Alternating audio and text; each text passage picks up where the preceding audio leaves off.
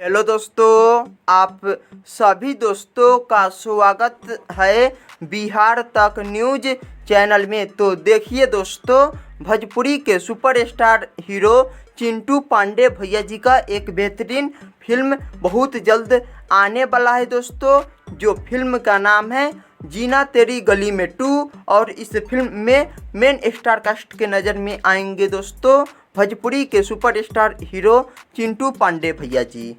जीना तेरी गली में 2 एक भोजपुरी फिल्म है दोस्तों। इस फिल्म में सबसे ज़्यादा लव स्टोरी, इंटरटेनमेंट से भरपूर और पारिवारिक फिल्म होने का उम्मीद है दोस्तों।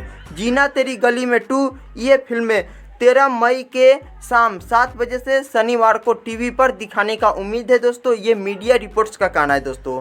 ये फिल्म बहुत ज़्यादा मज़ेदार और गजब का होने वाला है, तो आप सभी दोस्तों ज़रूर देखिएगा। 13 मई के शाम 7 बजे शनिवार को बहुत गजब और प्यारा फिल्म होने का उम्मीद है।